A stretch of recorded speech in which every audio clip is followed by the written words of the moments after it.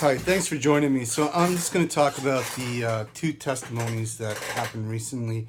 One is, of course, is Michael Cohen and against the president, and the other one is Jody Wilson Raybould against the prime minister. First, the Michael Cohen testimony. Okay, so there is one part of the Michael Cohen testimony that can be damning. Everything else actually exonerates, or is just the typical shotgun approach from the left that Michael Cohen's now adhered to. Like for example, Michael Cohen said that Trump is not a nice guy. He's a racist. He's a misogynist. These are things that we've already heard of several times over. Never really proven. No law's been broken in these things. They're just allegations that he's not a nice guy. So great. So what? That's not what makes or doesn't make a person. That's not what you charge were removed from office for.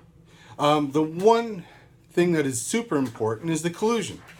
Michael Cohen came out and said that there is no evidence of collusion.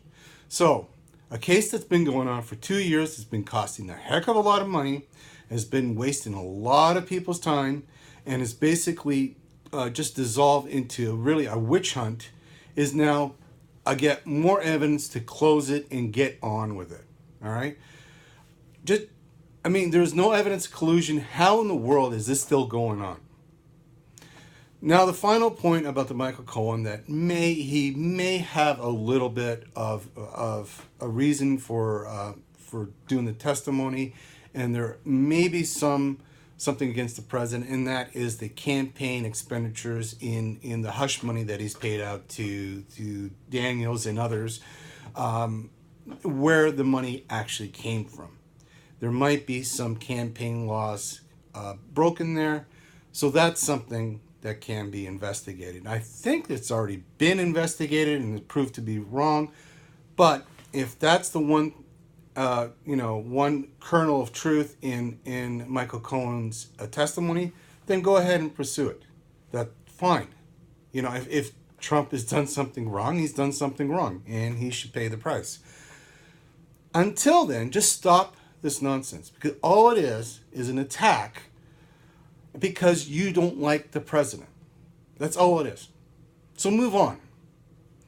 All right, so I again, just to reiterate, investigate the one area and get it over with. Let's not drag this for years more. Like this collusion case is just coming to an end, and very abruptly saying there's nothing happened. So how in the world did this continue for 2 years? All right, enough said about that.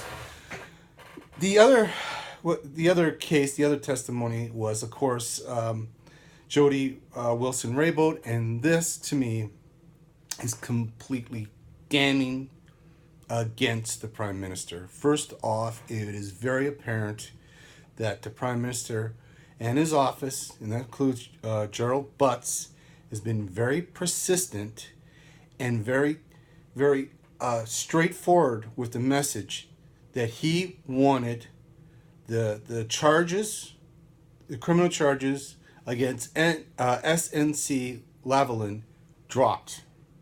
They weren't going to pay the fine. They weren't going to go and go to court. They were just going to pay the fine, and that's all he wanted. But the other thing that's very, very important that came out of this testimony is the reasoning behind it. It's one thing to say, hey, SNC and Lavalin is going to close their office and cost Canadians jobs.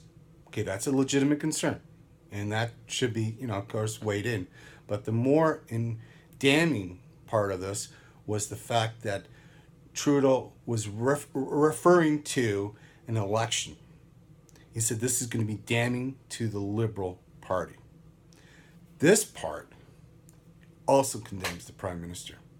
His thoughts on hushing justice for political gains is another worry that he should have. It's not just obstruction of justice on just the sheer charge of obstruction. This is also a corruption case. Anyway, I think the two testimonies obviously are not the same. They're on opposite ends. I don't consider Michael Cohen very credible. whereas Jody Wilson Raybould is very credible. I'm not saying that Michael Cohen's charges shouldn't be investigated. They should. But I think they should done so with expediency, because this has just been going on for so long. On the other hand, these are just recent and new allegations that Wilson Raybould has been making, and they should be very, very concerning to Canadians. I agree with Andrew Scheer that Trudeau, at this point, there's no return. He should resign, and there should be an election called immediately. Anyway, thanks for watching, and we will catch you next time.